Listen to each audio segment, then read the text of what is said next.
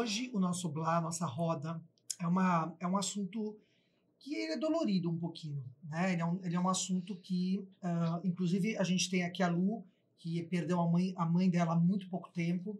Então, foi até por isso que a gente veio com esse assunto, porque a gente achou muito necessário falar sobre isso.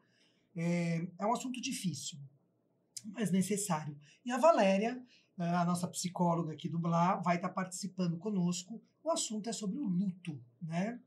Então, a gente queria começar aqui. Lu, você que perdeu a sua mãe há muito pouco tempo Vinte atrás, dias, 20 20 e poucos dias. dias. Fala um pouquinho sobre o luto, né? Você que está passando real por isso. Vou falar o que eu tô vivendo e a gente tem aqui uma especialista para, né, sempre colocar os pontos importantes. Eu já perdi meu pai com 29 anos, já passei por um processo de luto com 29 anos, isso eu acho importante colocar, né, as fases da vida. Perdi minha mãe agora com quase 49, foram 20 anos depois, e é completamente diferente. Então, a primeira coisa que eu posso falar sobre luto de pessoas tão queridas, tão próximas, né? O luto do meu pai foi uma coisa completamente diferente do luto da minha mãe. Primeiro, porque eu tinha 29 anos, agora eu tenho 49, a gente está mais perto também você se dá conta de que você também tem fim. E a perder uma mãe, eu vou falar o que eu estou sentindo, Val, depois você coloca, é como se tivessem cortado o meu cordão umbilical só agora. É como se eu realmente tivesse, agora você está sozinha no mundo, você está sem, é o desamparo completo. Perder a mãe é um desamparo completo, porque quando eu perdi meu pai, a minha mãe estava lá, né? Agora, eu tô sem o meu pai, que sempre foi uma pessoa muito importante na minha vida, e a minha mãe, que era a minha, né, independente de ela estar doente, de a gente mudar um pouco os papéis no final, era a única pessoa que eu tinha certeza que realmente se preocupava comigo, que realmente ia me ligar e falar: filha, como você está? E a gente sabe que aquilo é de coração. Então é um processo de luto que tem a ver com você, que você se sente sozinha, desamparada, tem a ver com a saudade que você sente da pessoa. Então eu queria trazer, compartilhar sim, eu não tenho problema de me expor, para que a Valéria pudesse também nos ajudar com outras pessoas que estão passando por isso, que vão, e todo mundo vai passar, você vai, a Valéria vai, a gente vai passar por isso na vida. E acho que é a coisa mais difícil que eu já vivi até hoje, mais triste. Sim, eu também já passei por isso, e cada pessoa que a gente se despede para a morte é uma despedida diferente, é uma despedida, é um processo diferente. E o que eu quero te dizer, Lu, que eu acho que assim é um processo natural, acima de tudo, né? É um processo natural nosso.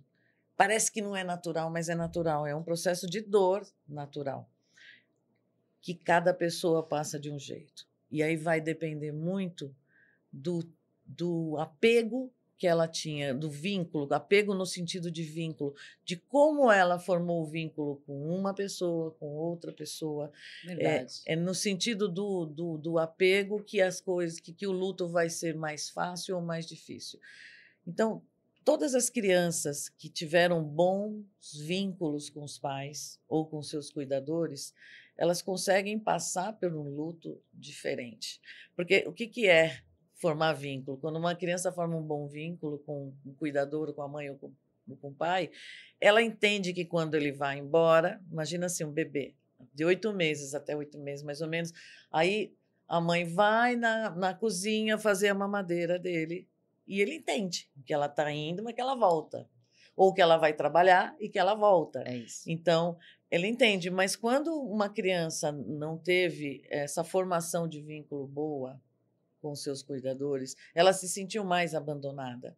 Ela se sentiu mais, principalmente abandonada. Ela teve esse sentimento, e assim, ela não tem elaboração, ela tem um sentimento visceral na vida dela com relação a qualquer perda, e principalmente com a morte, ela pode ter um luto muito, muito, muito pior.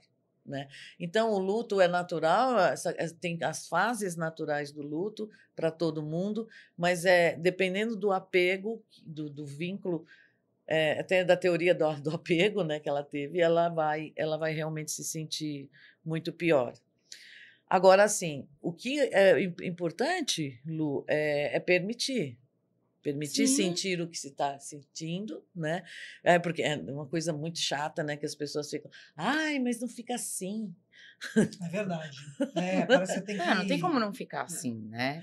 Ai, mas, ai, olha, não vai ser bom, porque sua mãe lá, de onde ela estiver, o seu pai, onde ele estiver, a sua, onde estiver, não vai ficar bem, gente, né? Não fica assim. Cada um tem que ficar É. com aquilo que está Sim. sentindo. Agora, o luto tem um tempo, né, a ser vivido. Se passar muito desse tempo, pode ser prejudicial. Sabe o que eu queria te prejudicial. perguntar? Por exemplo, no Brasil, vamos pegar o Brasil. O Brasil é um país que enxerga a morte de uma forma. Se você, por exemplo, pegar o México, por exemplo, eles festejam a morte. Sim. Né? É muito interessante isso, a forma dessas visões. O que você tem para dizer para a gente dessas visões de luto, de perdas, né? O luto ele tem essa questão cultural mesmo, né, de cada lugar. Então, assim, lá os japoneses, por exemplo, que fazem o altar para os seus ancestrais e põem a comida, né, para os ancestrais e não sei o quê. É um jeito deles se comunicarem que, aliás, depois no final, lá na hora do blá, eu quero dar uma dica. Vou dar dicas sobre no quadro, a hora quadro, do tá. sobre como lidar com o luto. Mas eu digo assim, não sei se tem a melhor ou a pior, né, forma cultural de se lidar com o luto. Eu sei que mesmo eles festejando, fazendo... Porque no Nordeste aqui do nosso país também, eles bebem o defunto, né? Eles falam, vamos beber o defunto. Então, todo mundo bebe, come, reza, faz a ladainha, né? Que não tem em São Paulo. Então, mas eu penso que a questão da separação ainda, na minha opinião, não é uma opinião assim de que ainda é individual de cada um. Porque por mais que eu vá festejar, né, depende muito da história que eu tive com aquele ser. Val, eu queria falar uma coisa importante. Eu passei a vida de mão dada com a minha mãe, desde pequena, né? Então, assim, tem um lado que eu tô muito em paz. Eu vivi com a minha mãe, né? Eu tive uma relação muito forte, mas que não é de apego. Então, o que eu mais sinto é falta da minha mãe, no sentido cotidiano do dia a dia. Ouvir a voz, sentir o cheiro. E isso é uma coisa que só com o tempo, né? Eu cheguei a contar, acho que para a Natália, que eu fui no mercado depois de uns 4 dias do falecimento da minha mãe, e eu andava comprando coisas mais naturais para ela por conta da doença. Falava, mãe, você não pode comer coisa enlatada, ensacada. Eu comprei pão, eu comprei banana, eu levei para casa. Cheguei em casa e falei, gente, comprei, né? Então, isso que para mim está sendo um dia após o outro. Às vezes eu esqueço, pego o telefone e ligo para ela. Então, é nessa questão que eu acho que não tem solução, é o tempo, talvez seja o tempo, que parece que às vezes eu esqueço que a minha mãe não está mais aqui. Eu esqueço. A presença dela é muito forte. Eu acho que isso é típico do processo do luto, sabe? E a gente só sente saudade do que é bom. Né? Então, a gente não consegue... Esse momento de negação, entre aspas, né, de que como que a pessoa não está mais aqui, eu estou sentindo tanto a presença dela o tempo todo. Né? Em tudo que eu olho, eu vou no mercado, eu lembro e eu faço. É um processo de desligamento que não acontece de desligamento físico. O desligamento físico até tem um ritual de passagem importante, que é o velório e o enterro. Mas o desligamento emocional, o desligamento espiritual nunca acontece. Não vai haver, né? Graças tem a Deus. Lado que eu sinto que uma parte de mim foi com a minha mãe, então é uma nova Luciana que virá também, e uma parte dela ficou comigo. Eu sinto muito isso, muito fortemente. Então, é esse equilíbrio que você vai chegar, Lu, porque assim, eu atendo uma pessoa que perdeu a mãe dela também há pouco tempo. E só que ela cuidou da mãe dela durante muito tempo, que a mãe dela estava com câncer. Então foi muito demorado, né, o desligamento até a morte da mãe. E ela cuidou demais. E tipo, quando a mãe faleceu, ela estava super exausta, ela estava muito cansada, mas ela sentiu muita falta daquele trabalho que ela tinha com a mãe. Ela cuidava de alguém e agora ela vai fazer o quê? Agora ela vai fazer o quê? Ela se preencheu disso. Ela né? se preencheu disso, e agora ela está meio perdida, mas tá buscando o norte dela, o caminho dela e tal. Mas mesmo uma pessoa que tenha a sua, que não como ela, mas que tenha as suas funções de trabalho e tal, esse luto, que é o luto complicado que a gente chama, é o luto da pessoa que cuida da doente que está indo, né, mas que sabe. Então, tem um luto antecipatório, né, porque já sabe que em algum momento vai, mas tem todo um processo ali que é muito complicado. Sim, ela Que cuidou. Porque cuidou. eu me despedi da minha mãe durante 4 anos, né? Minha mãe teve um câncer e eu fiquei 4 anos me despedindo da minha mãe, o que eu acho que tem um lado aí positivo. Eu tive a oportunidade de me despedir da minha mãe todos os dias, eu sabia disso. Mas a minha mãe se cuidava, né? Minha mãe só os últimos 20 dias que não conseguia mais se cuidar e Deus a levou porque ela ia ficar aqui para vegetar. Então, tem o lado do alívio por ela, que eu falo, que bom que ela se foi, porque ela ia começar a sofrer demais. Mas eu consegui fazer essa despedida, porque 4 anos ela também... Então, ao mesmo tempo é muito complicado isso psicologicamente, porque você vai fazendo uma despedida quase diária, né, daquela pessoa. Então, é uma dor. Porque É uma dor, eu vivi carregando a dor. E agora eu vivi com a dor do câncer, agora eu tô vivendo com a dor da perda. E daqui a pouco eu vou viver sem dor. Não é sem dor porque vai vir outra, mas eu tô enxergando muito por esse lado, né? Eu aprendi na vida a viver alegremente com as dores. As dores vão junto, elas estão lá, a gente sabe, elas ficam lá. Então agora eu tô vivendo com a dor da perda. Valéria, você acha, por exemplo, a pessoa que... A gente não vive pensando que a gente vai morrer, mas isso é um fato, né? Essa é a maior certeza que a gente tem, né? Que a gente vai, todo mundo vai. Deveríamos, mas a gente não vai. Acho que a gente viveria muito mais feliz se nós tivéssemos essa consciência mais plena de que a gente vai morrer. Sabe? Então, mas você acha que essa melhor. consciência que a gente não faz isso, né? Que a gente deveria, mas não faz, essa consciência de que a vida, ela tem um fim, né? A gente não sabe quando, mas todo mundo vai ter um fim. Sim. Fica mais, quando você tem essa consciência real, fica mais fácil para você enfrentar as perdas. Porque a gente tá falando de pai e mãe por conta da Lu, né? Mas existem milhões de perdas e tal. Então, a gente tá falando da perda da morte, né? No caso. Porque depois a gente vai falar um pouquinho da perda da pessoa viva, né? Que existem a perda das pessoas vivas. São completamente diferentes. Que são completamente diferentes. Mas, quando a gente tem essa consciência da finitude da vida, fica mais fácil encarar a morte ou não? Eu acho que sim, eu penso que sim, porque assim, não só quando a gente tem a consciência da finitude, mas quando a gente tem uma consciência de que talvez não. É a consciência que eu tenho, tá, gente? De que a vida não acaba por aqui, né? E de que nós somos seres espirituais, né? Passando por uma experiência terrena, né? Então, assim, quando essa consciência verdadeira, que é o que você falou, de verdade, você tem que acreditar nisso. Claro que a dor da despedida é sempre aquela dor chata, né? Sempre aquela dor de, ai, meu Deus, e agora? Não vou te ver mais, não vou mais comprar a sua bananinha, não vou mais... Conviver, né? Conviver, tudo, não vou sentir o teu cheiro, não vou nem brigar mais com você. A gente tem essa coisa da separação que a gente não está muito acostumado mesmo, e já falo por quê. Mas a consciência de que nós todos vamos morrer nos daria, se nós tivéssemos essa consciência mais plena, uma capacidade de viver melhor essa vida, sabe, mais plenamente, aproveitando mais tudo que esse planeta tem para nos dar, mais as nossas relações. Mas é por isso que no início eu falei que a perda do meu pai foi totalmente diferente da perda da minha mãe. Com 29 anos, você vive aquilo, mas você não pensa, eu também estou chegando lá. Quando eu perdi minha mãe, 49, eu pensei... Eu vou já. Tem fim. Poxa. O que eu faço com o que me resta? E eu já venho pensando nisso faz tempo. O que eu faço com né?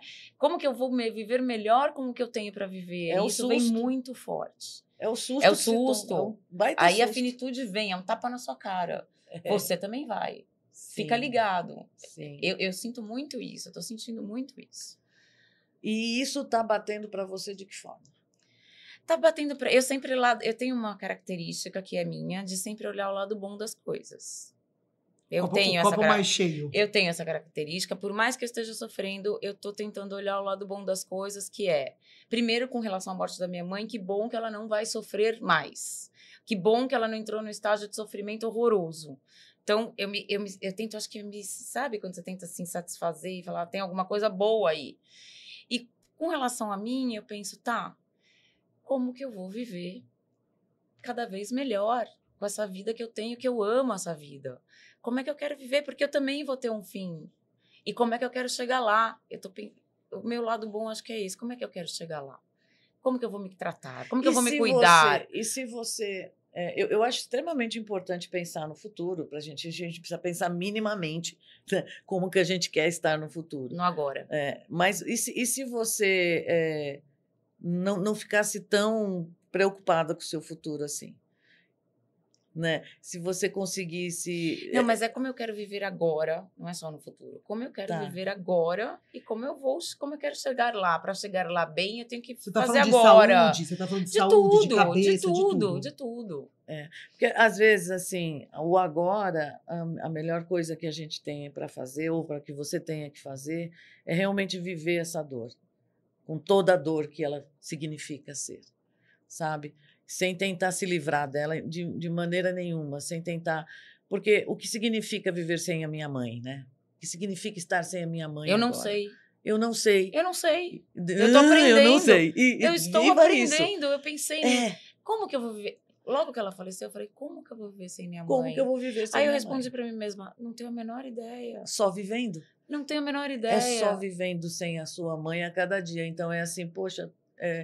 estou ligando para minha mãe. Nossa, ela já foi. Então, é só realmente se permitindo viver sem a sua mãe, que isso nunca aconteceu. Exato. Sabe, de mãos dadas com ela, uma vida inteira. Uma não vida vai inteira. ser de uma hora para outra que você eu vou soltar. Vai soltar a mão dela, você ainda não soltou, continue até você sentir que, mãe, agora eu posso soltar. Não, eu dou boa noite para ela todos os dias. Exato. Continuo dando. Mas ela está do teu lado. Continuo dando. Exato. Cada um lida de um jeito, sim, né? Sim. Por exemplo, eu fui arrumar as coisas na casa dela, só um começo, né? De roupa, essas coisas. Fiz uma primeira limpeza e fui sozinha. Ai, não pode ir sozinha, porque é um sofrimento. Eu fui sozinha. Eu queria viver aquilo. Eu queria pegar cada peça. Eu queria chorar. Eu queria rir. Eu ri, eu chorei. Eu peguei coisas dela para mim, pouquíssimas, que eu me sinta abraçada. Então, eu estou vivendo o processo do jeito como eu acho que eu tenho que viver, sem seguir nenhum tipo de regra. Maravilha. Né? E também não me obrigo a... Eu posso ser feliz também no meio do caminho, eu dou risada, não é que... Porque você falou uma coisa muito boa. Parece isso é importante. Parece que você dá uma risada. Isso, é verdade. Aí eu me dei conta, eu falei, não... As pessoas criticam, nossa, mas tá bem, tá rindo. Tá ótima, ela já tá ótima. Aí o meu filho falou isso, mãe, você tá lidando bem? Eu falei, tô lidando bem, mas a dor... Tá aqui, a dor que está dentro de mim, ela é só minha. É só tua. Ninguém sabe. E a dor silenciosa é a pior que tem. Eu não preciso ficar falando que eu estou arrasada. Ela está aqui dentro. Então, eu estou cuidando dessa minha dor silenciosa. Porque eu sempre me mostrei uma pessoa muito alegre. E as pessoas vão continuar me vendo assim. Vão olhar para mim e falar, nossa, parece que nem perdeu a mãe. A dor está aqui. Eu tenho que lidar com ela aqui. Eu falei isso pro Léo esses dias, no final de semana, que ele falou, ai, que bom, mãe, você é forte, você lida bem com as coisas. Eu falei, eu lido bem com as coisas, mas, Léo, não se engane. A dor está aqui. As pessoas julgam muito, né, Valéria, nesses momentos, por exemplo, de luto. As pessoas julgam, sabe? Tudo. Tudo. Eu acho que, claro, existem comportamentos, né? Acho que existe ali um comportamento normal, assim, digamos que normal das pessoas. Existe uma tristeza, Mas qual é o problema se a pessoa, por exemplo, quiser pegar um final de semana e ir pra praia? Nenhum. Qual é o problema ela quiser ir almoçar com uma amiga? A natureza cura, é óbvio. Qual é o problema? Por que ela não pode dar uma risada? Por quê? Porque ela tem que viver, porque parece que é aquela coisa de antigamente, porque a gente usava o preto. As mulheres ficavam não sei quanto tempo usando preto, né? Que deve ter um sentido isso. Isso é pro marido, não é? Ou pra tudo? Pro marido, não sei. Não, pra tudo. Acho que pra tudo, porque existia um processo. Então, quer dizer que a gente vive lá atrás, né? Quer dizer, você tem que ficar de preto, você tem que ficar você tem ali uma recolhida. Ideia? O meu irmão faleceu há 3 meses. Eu fui de branco. Como é que chama aquele branco? Off-white. Off-white. O off-white. Off-white. Isso, Off-white. Off-white. White, é isso. Eu fui com branco off-white no enterro do meu irmão. E o meu outro irmão, eu chorei pra caramba, né? Porque eu sou chorona, choro com tudo. Choro com gente até que eu nem conheço. Mas o meu outro irmão já ficava conversando com o meu irmão no caixão, assim, brincando. E aí, cara, como é que você faz uma negócio dessa? Tá vendo? Quem mandou? Sabe? Quem mandou você fazer isso? Quem mandou você fazer aquilo? Mas era o jeito dele de lidar. Ele ficou rindo no velório, meu outro irmão. E eu lá me descabelando, mas eu fui de branco. Eu fui... Não sei, cada um vai com a sua... com a forma que se conecta. Com a sua emoção. Eu fui de preto, né? Missa de Sétimo Dia de branco. Então, se a pessoa chorou ou não chorou, não cabe a ninguém julgar, né? Então, fulano nem chorou, ai meu Deus, precisa chorar. Quer dizer, a gente acha que realmente precisa expressar, né? Psicologicamente falando, quanto mais a pessoa consegue expressar no momento, melhor. Mas em algum momento ela vai expressar. Sim. E muitas pessoas não conseguem expressar ali naquele lugar, porque ainda a ficha não caiu, porque ainda está resistente, ainda está em negação. Então, vai passar pelo processo da raiva. Eu vou ter que trazer uma coisa importantíssima. Quando eu cheguei no velório da minha mãe, eu sentei na frente antes de entrar na sala, comecei a chorar e falei pro meu irmão, eu não consigo ver a mamãe no caixão. E chorava, e chorava. E ele falou, se você não quiser, o Dedê também falou, estava comigo, você não precisa entrar. Aí eu falei, não, eu quero entrar, mas eu não consigo, eu não sei se eu tenho capacidade para ver uma coisa dessa. E quando eu entrei, eu não caí no desespero, eu comecei a conversar com ela. Eu estava sozinha, não tinha chego ninguém. Comecei a conversar com ela, né? E essa imagem é muito dura, né? Até porque para mim não era minha mãe que estava lá. Sim. Já era outra pessoa. E não era minha mãe. E a gente tem muito outra essa pessoa sensação. não era minha mãe que estava lá. Né? E eu estava com tanto medo de entrar e de ver aquilo, e depois eu vi que não era mais ela. Não era mais ela. Então, são emoções que eu estou trazendo para compartilhar coisas que as pessoas, cada um vai sentir de um jeito, né? Sim. Qual a importância do luto? Desse processo, claro que existe um processo que a gente sabe, que você falou, tem a raiva, tem, não sei o que, tem um processo. Mas qual a importância de você? Porque tem gente que tenta ou pular etapas, ou viver um pouquinho só e, né, querer ser feliz rapidamente, enfim. Qual é a importância dos processos do luto? Total importância. Os processos do luto, eles não acontecem assim linearmente, assim, primeiro um, depois outro, depois outro. Pode acontecer tudo ao mesmo tempo, mas eles acontecem. Agora, quando uma pessoa não se conecta com aquilo que ela sentiu em relação à morte de algum ente, mesmo que ela amasse ou não, que ela tivesse raiva ou não, quando ela não se conecta, quando ela foge do luto, isso vai acabar refletindo.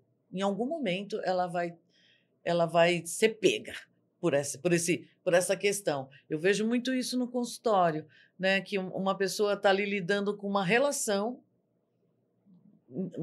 interpessoal, às vezes no trabalho, ou uma relação interpessoal, uma relação amorosa, e aí eu falo que ela não consegue lidar com a perda ali de alguma coisa nessas duas áreas da vida, por exemplo.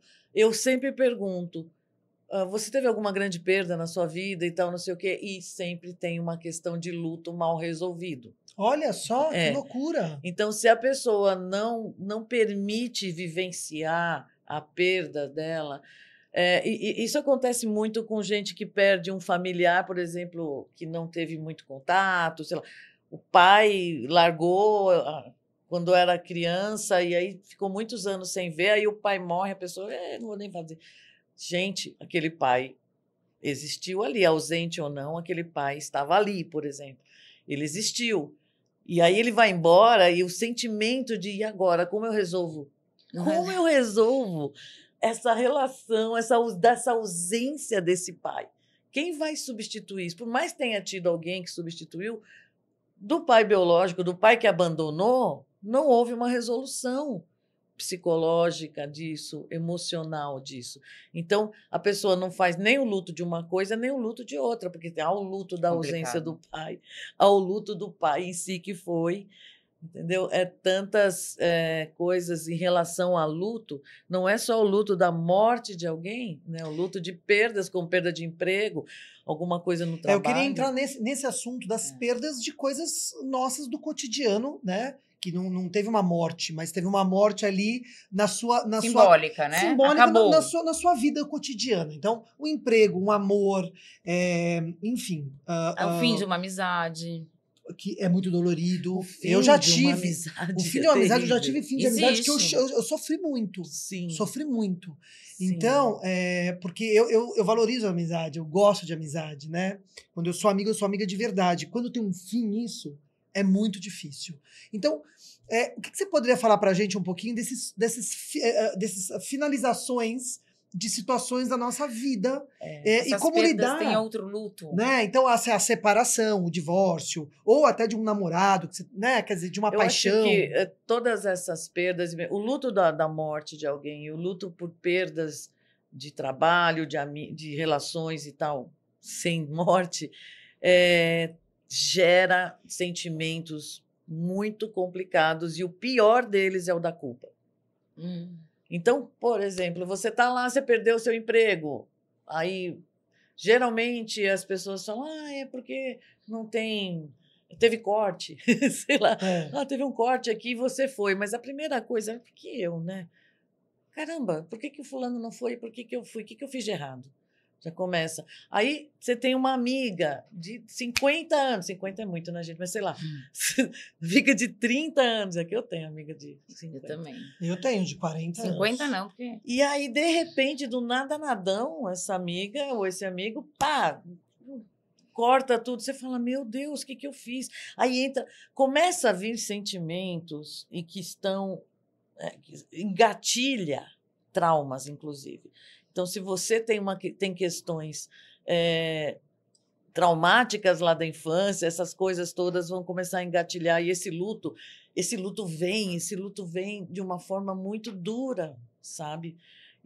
Então, se a pessoa não tiver alguém que possa ajudá-la, alguém que possa ouvi-la, se ela própria não se ouvir com bastante autocompaixão, ela vai sendo corroída por esses sentimentos ruins, sabe, que envolve muita culpa, e aí ela vai entrando nesse processo de luto que não é só em relação à perda que ela teve, mas em relação a ela própria. Mesma. Mas, por exemplo, qual a palavra aceitação? Né? Eu estou falando até a morte, né? Aceitação. Mas, por exemplo, de acabar um amor, né? Ou acabar. E às vezes a pessoa não te quer. Né? Acabou. O nosso relacionamento foi até aqui. Daqui para frente não vai mais. Né? A gente volta para uma questão. Né? E aí tem aquela coisa da aceitação, porque as coisas também não são infinitas. Tem isso, né? Se nós não somos. As relações não são. E aí tem a aceitação de tudo isso, de falar, se eu não sou infinita, nada vai ser infinito. As minhas relações de trabalho, de amor, de qualquer outra coisa. Que maravilhoso isso que você está falando. Que maravilhoso. Você está falando da impermanência das coisas. Exatamente. Você está falando da impermanência, que o budismo fala muito disso, né? Mas da impermanência das coisas. Então, quanto menos consciência a gente trabalha com essa questão da impermanência das coisas, mais sofrimento. Né? E também essa onipotência de achar que a gente tem controle sobre as coisas. Você não tem controle algum. E aí dá até um susto quando fala, ai, meu Deus, eu não tenho... Você não tem, nós não temos controle. Por exemplo, hoje a gente está vivendo uma fase, um momento no mundo, que se a gente olhar bem direitinho, dá até, fala, pô, descontrole geral. Não sabemos o que vai acontecer. Tá tudo meio nebuloso. Tudo meio esquisito, meio nebuloso. Não sabemos o que vai acontecer. E aí a gente tem a opção de ficar tentando controlar isso tudo, sem poder, ou de falar, quer saber, que caiam todos os pratinhos. Não vou. Deixa fluir. Não vou, deixa fluir. Né? Então, assim, tudo isso da aceitação, é extremamente importante. Você sempre traz a questão da aceitação. A Eu aceitação acho muito importante a aceitação para qualquer coisa na para vida. qualquer coisa. E eu acho que a aceitação, ela tá muito ligada à nossa humildade, que eu valorizo demais. Humildade é uma coisa, quando eu olho uma pessoa, e eu vejo essa pessoa que ela tem uma humildade, para mim ela já ganhou, para mim, 50%. Porque a humildade, ela quer dizer muita coisa boa daquela pessoa. Então, se você perdeu um emprego e você tem uma humildade, bom, mas eu também não sou a pessoa, né? A empresa vai seguir sem mim, eu tenho uma humildade de aceitar que as pessoas que não faço mais parte, que não tá dando mais, eu não tô dando resultado. Ou que aquele relacionamento, tudo bem a pessoa E não no querer mais. luto- Agora, tem uma diferença entre humildade e baixa autoestima. Ah, não, Sim, sim, né? não, Porque às sim. vezes a gente confunde Não, é humildade com totalmente baixa diferente. autoestima. Não, é totalmente diferente. Mas a humildade verdadeira mesmo, ela é tão quem tem, Ela é maravilhosa, quem tem eu essa acho. virtude Eu desenvolvida, acho. né? Ela é tão maravilhosa porque assim até nos momentos ela funciona muito nos momentos mais difíceis da vida. Eu também acho. Que é quando assim você tem as perdas mesmo. Então, quando você tem essas perdas, seja lá de que grau for, você tem a humildade de entender a sua falta de controle da vida. Então, se tem coisas que E às vezes até eu tô falando tem- de controle e de importância na vida. Você não é a pessoa mais importante, né? Também. assim, eu gosto que as pessoas, eu gosto de empoderar as pessoas. Sim, sim. Então, eu não diria que ela não tem importância, mas eu diria, não tem o controle é muito maior. Sabe, a gente fala de uma força muito maior que criou tudo isso aqui e criou tudo para nascer e morrer, É um ciclo. nascer. E não é só dentro de um pessoas, é ciclo. tudo. São É ciclos. Tem uma tudo, frase que eu é gosto a muito vida. sobre isso, né? Que é: nem tudo é sobre você. Eu diria que não mesmo. Né? Porque as pessoas levam Não tudo para mesmo. si e às vezes a gente carrega um monte de coisa que nem tudo é sobre você. Mas aí É entra tudo sobre... Mas a humildade tá ligada Tá a isso. ligado, Tá ligado completamente nisso. ligada a É. isso. Porque a pessoa que não tem essa humildade, ela vai achar que tudo é pra Mas não dela. é, Tudo mas não é. diz E respeito não é. a Eu ela. posso é. falar, na maioria das vezes não é. Não é, E na maioria das vezes a não. culpa está muito ligada a isso. Então, eu sempre falo para as pessoas, para de sentir culpa, você está se achando. Você está se achando, você acha que tudo tem a ver com você, acha que tudo é culpa tua? Ou não, não é. Né? Mas, assim, quando, então, morre alguém, a gente precisa, que é muito importante para nós, a gente precisa lançar mão dessas forças de caráter, né? Que São são tão forças importantes. importantes, que é a força da humildade para entender que, poxa, que bom não, né? Mas assim, pô, não posso controlar isso, né? Então, meu irmão teve que, às vezes, eu confesso que eu fiquei, por exemplo, no velório do meu irmão, eu fiquei pensando, pô, né, por que você foi fazer isso? Por que você foi fazer aquilo? Tudo que levou ele, por exemplo, a ter um problema de saúde e a morrer ocasiona mais cedo sim, do que sim. ele poderia ter morrido. Mas a gente também tem que ter esse respeito pelo livre-arbítrio de cada um nessa vida. Perfeito. É verdade. Então, assim, de repente a gente perde uma pessoa ou alguém que a gente ama muito, mas porque a pessoa fez uma bobagem, não cuidou da vida dela, teve N. Eu acho muito ruim quando Se fala colocou em perigo, do câncer, né? por exemplo, Tem pessoas que se colocam em perigo. que se coloca em Tá perigo. cheio de gente que se coloca Mas em perigo. é livre-arbítrio, Sim, entendeu? sim. E assim. Doença talvez não, né? Ela ia falar do câncer, que eu acho que eu já sei o que você então. vai falar. Mas Fala. a Então, doença, por é exemplo, que nem não. dizer que o câncer É somatização. é somatização e tal. Tudo é somatização, não é só o câncer. Né? Então, assim, o câncer tem uma questão emocional fortíssima que pode desencadear e tal, a gente sabe disso. A dor de dente, não, a dor de dente pode ser de comer muito doce mesmo. Mas, assim. Não, mas o câncer maioria... também pode ser uma coisa hereditária, também traz. Não, e né? mesmo que é hereditário, hoje a gente já sabe também que tem estudos que a gente herda ou não. Né? Você tem o código genético ali para alguma coisa, mas você pode não desencadear Sim, isso. É verdade. Então, vai desencadear em função de como você leva a sua vida mesmo, como você pensa a sua vida. E aí entra o livre-arbítrio e tal. Mas o que eu quero dizer, assim, que eu acho muito complicado, eu quero dizer isso para as pessoas, gente, quando vocês estiverem com alguém que está com câncer, por favor, não fala. Não fala para a pessoa que a questão é o que você... A culpa é dela, né? O que você fez? Não, porque você... O que você sentiu? Qual foi o problema que você, aí, sua tristeza que desencadeou isso? Porque, assim, óbvio que deve ter sido alguma coisa, até do inconsciente dela. Mas quando você faz isso, você joga uma culpa tão pesada para esse ser humano que está ali tendo que lidar agora com uma coisa que vai ter que resolver. A própria pessoa vai entendendo o que ela fez com ela mesma. Então, eu as ia te falar escolhas isso, dela. que é muito triste. A minha mãe me falava, o meu câncer é totalmente emocional. E eu sei muito bem o que foi. Aí eu acho muito triste, porque eu não falei nunca um A, mas ela tinha essa consciência e a tristeza, né, que ela carregava com isso. Então tem muita coisa aqui que eu tenho que resolver. Né? Ela carregava uma tristeza, ela carregava uma culpa. Que era dela. Que ninguém colocou nela. Ela mesma Que é sabia, ela se colocou essa culpa. Sim. A gente tem uma vontade tão grande de curar, né, as pessoas que a gente ama. Opa. E a gente tem que tomar muito cuidado com isso, porque, de novo, entra a onipotência, de novo entra... Isso é de um amor muito profundo, mas é de um amor que não resolve. Sim. Sabe? Porque você fica querendo cuidar. Você não tem esse poder. Você não tem esse não poder. Adianta, isso sabe? não é um poder teu. A né? responsabilidade emocional pelo outro você não tem, porque a emoção do outro cabe ao outro.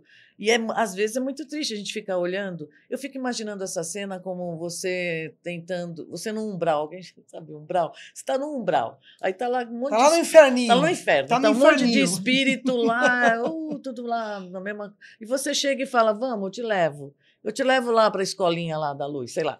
Aí você dá a mão para o espírito e ele fala: não vou. Eu tenho que ficar aqui. Não vou. Então, assim. Isso aparece no filme.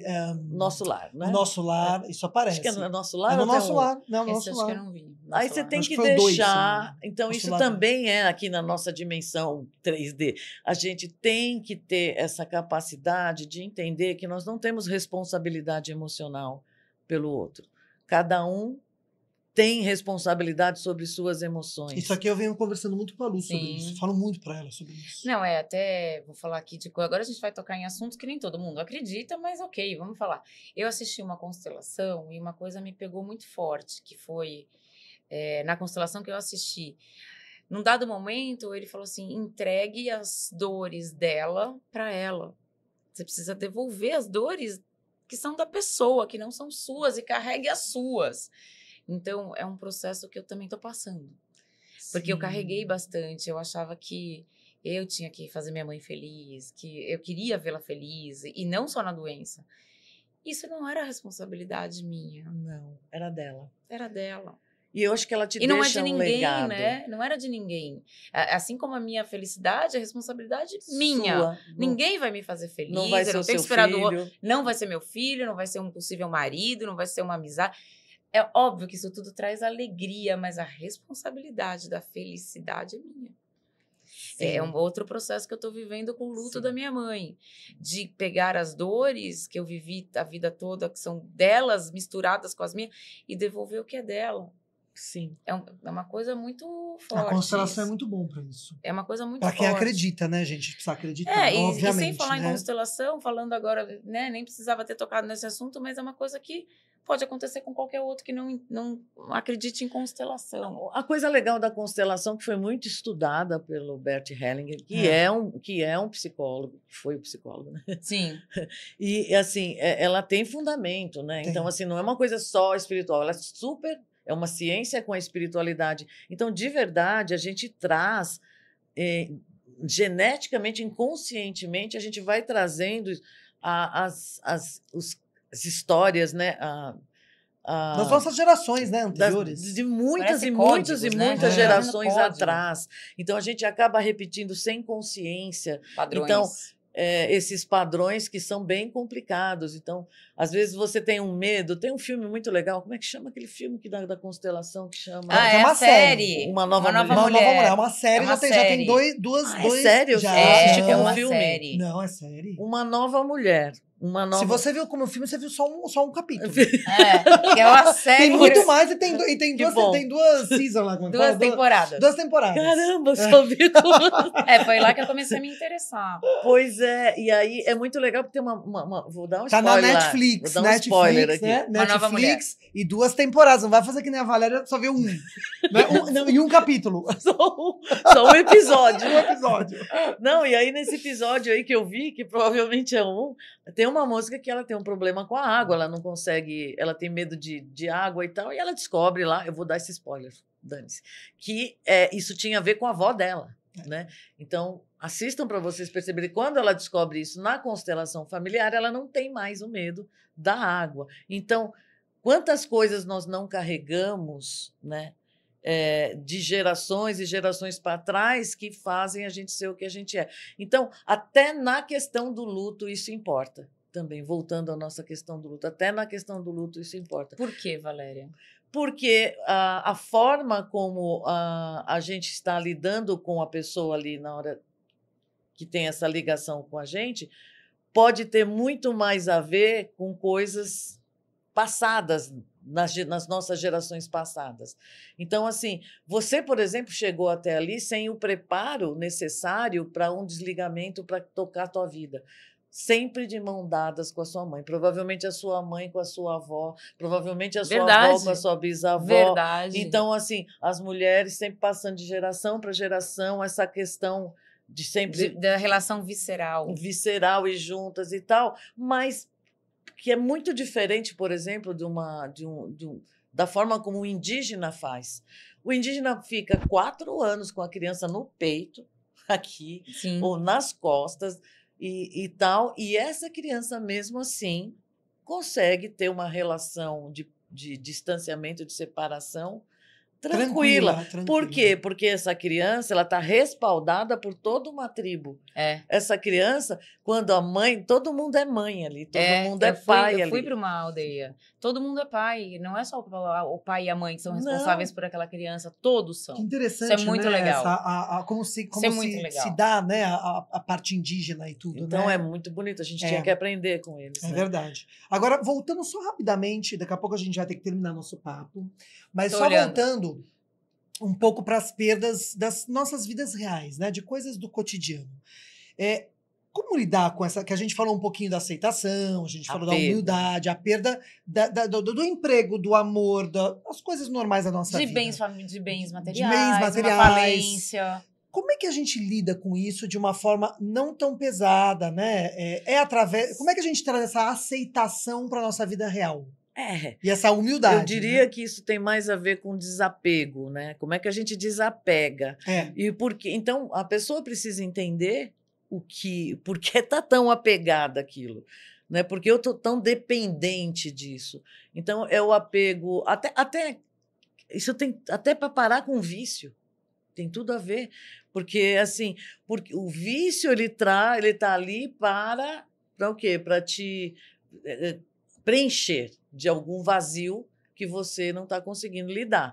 Então, qualquer coisa que você está muito apegado, que você sofre muito quando você perde, sofre muito quando você perdeu o emprego, sofre muito quando você perdeu a amizade, sofre muito quando você perdeu dinheiro. O amor. Um amor, uma falência. Você precisa entender, primeiro, o que é esse apego, o que está preenchendo esse vazio, e segundo, tentar realmente tirar uma lição disso, um aprendizado disso. Não fica ali na vítima. Aprende e caminha. Aprende e caminha. Então, eu tive uma falência terrível. Eu poderia ficar ali... Remoendo. Olha quantos processos. Ai, meu Deus, que não sei o que lá. Ai, meu Deus, blá, blá, blá. Não, mas o que eu tiro disso aqui? Né? Eu preciso me alavancar. Isso aqui tem que me trazer o aprendizado. Então, eu perdi um emprego. Por que eu perdi esse emprego? Então, o que essa dor aqui, o que eu tiro dessa lição? Como é que eu faço na próxima? Então, isso tudo depende muito de um trabalho psicológico de autoconhecimento consigo mesmo. Sem autoconhecimento, fica extremamente difícil lidar com essas coisas. Você falou do vício, eu quero voltar, eu quero pontuar, eu gosto de dar exemplo. Logo depois que eu perdi minha mãe, eu fumei. Comecei, né? Porque eu estou num processo de... Não fumo, ainda fumo muito pouco. Depois de 2 dias, eu falei, eu não vou voltar a fumar. Né? Não é isso que vai resolver meu vazio. O cigarro não vai me trazer a minha mãe de volta, não vai resolver minhas dores. Não vai... Eu voltei para o meu Mas que controle. bom, mas você está me trazendo um negócio que eu preciso te cortar só para ti, senão eu vou perder. Lógico. Que é assim, o que é... Você lembra do paninho das crianças? Sim, do nossa, paninho? meu filho teve paninho. O meu irmão A usava... chupeta e o paninho, O meu era o chupeta. travesseirinho. Isso chama-se objeto de transição. Então, quando é o que é um apego? Então, assim, a criança usa isso na transição da mãe para ela. Então, assim... Ou das próprias fases dele mesmo, né? Não, é um objeto de transição. De uma fase da criança em que ela é meio simbiótica com a mãe, ela está ali, ela depende muito da mãe, ela se vê como a mãe. Quando ela começa a ficar sozinha, ela precisa de um objeto de transição que ela vai se sentir segura. Aí fica com o paninho. Fica o paninho, a chupeta, um objeto de transição, o travesseirinho. Eu tinha um travesseiro fedido. E eu tinha chupeta. E aí... Ele vê aquilo como a mãe dele, é isso? Ou a coisa que acolhe? É a coisa que acolhe. É o objeto que acolhe ele. Então, a mãe deixa de ser objeto. Ele fica ali com cheiro. Muitas vezes, a mãe deixa o lenço dela, né? Que é o objeto, que é o cheiro da mãe. Para ele ficar ali se sentindo confortável. É um processo muito bonito até, eu acho. Só que quando se há um trauma nessa fase, que é mais ou menos de 2, 4 anos, quando se há um trauma ali, geralmente, é na fase oral, né, de 0 a 2 anos, desculpa, quando se há, isso é bem freudiano, gente, embora não seja freudiana, mas isso é bem psicanalítico. Quando há um trauma nessa fase da infância, a criança tende a desenvolver algum vício oral, geralmente fumar, comer, né, alguma coisa assim. E aí veja como é interessante, você perde a sua mãe, você era uma fumante, e quando você perdeu a sua mãe, você voltou a fumar. Não é que eu voltei, tá? Eu parei por 6 meses, daí voltei, fumo um cigarro ou outro, eu já estava fumando, né, no final da doença dela. Mas aí eu voltei a fumar compulsivamente. Sim, olha, você e aí precisava eu falei, não quero objeto. Isso, eu não quero isso, eu não quero voltar a fumar compulsivamente. Fez muito bem. Mas eu voltei para o meu objeto. Você voltou para o seu objeto, para o seu aconchego, que não tinha a chupeta mais, não cabia a chupeta, mas cabia um cigarro. Tinha um paninho, não sei lá o quê, mas então... Era melhor o paninho do que o cigarro. Tudo está gravado. Vou arrumar um paninho. Eu lembro que a minha mãe tinha isso, meu irmão tem. Até hoje, de pegar um biquinho do lençol e ficar assim. Isso é um objeto o meu filho escondia o paninho no carro, a gente levava para a escola, escondia o paninho e ele ficava assim, ó. Ele tinha mania ele ficava assim. Aí ele não deixava ninguém ver, ele escondia, tipo, no negócio. Quando eu pegava de volta ele da escola, ele vinha com o paninho aqui, ó. O meu tinha um negócio que chamava naninha, era um travesseirinho pequenininho. O meu filho vai ver esse episódio, ele vai lembrar do paninho. O quanto a gente nós somos seres de afeto. Todas essas coisas são coisas que se desenvolvem com relação aos afetos. Sim. Né? Então, a gente precisa muito respeitar o luto de cada um, que cada um sabe a dor e a delícia de ser o que é, né? O quanto se tem ou não um afeto por aquela perda ali, seja de um objeto, seja de pessoas em vida, seja de pessoas na morte, né? Eu acho que a gente tem que já acabar infelizmente, nossa rodinha que está tão boa. E já emendar com o nosso quadro, A Hora do Blá, que a Valéria vai falar um pouquinho mais sobre isso, de uma forma um pouquinho diferente, mas a gente já pode emendar. A gente já se despede. A gente já se despede e a Valéria já vai entrar com a Hora do Blá para você, tá bom? Beijo, até a próxima. Bora lá, gente, com a Hora do Blá, que o Blá de hoje é sobre luto. E a gente já falou bastante, né, no episódio de hoje sobre o luto. Teve muita coisa que eu já falei sobre como funciona, as meninas trouxeram coisas legais pra caramba. Agora, o que eu quero falar para vocês é assim, primeira coisa, o luto é natural. O luto é de cada um, da forma de cada um. Existe... uma forma de você lidar com o luto? Existe. Existem práticas para serem feitas? Existe. Mas, sobretudo, a primeira coisa é aceitar, né? É aceitar que aconteceu. Aconteceu, não temos volta. A segunda coisa é se perdoar por qualquer coisa que você tenha na sua cabeça que você tenha culpa. Não há culpa. Não há culpa. Né? Assim, há aprendizados, mas não há culpa. E uma outra coisa, uma maneira que eu acho que você pode fazer para lidar com o seu luto, você que está ouvindo e que possa estar passando por isso, e que ajuda muito, é assim, pensa na pessoa que você perdeu e pensa nas coisas que ela gostava.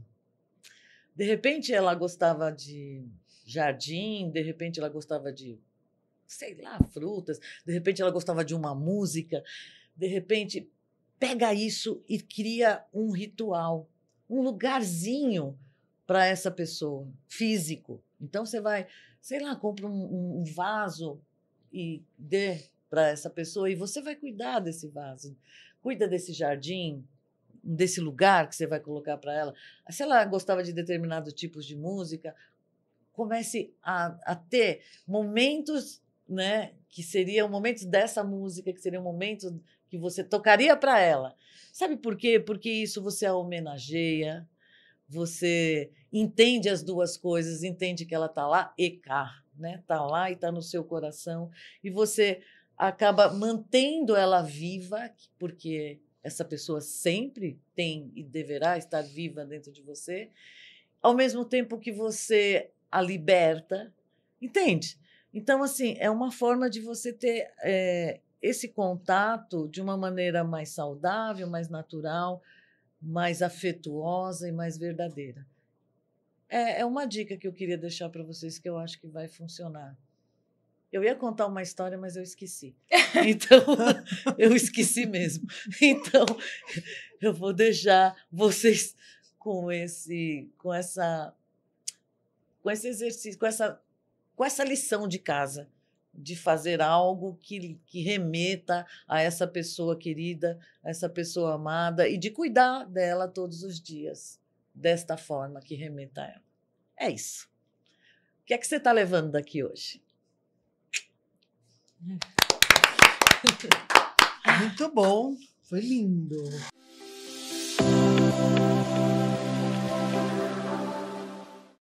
Esse podcast foi produzido por Gramofone Podcast.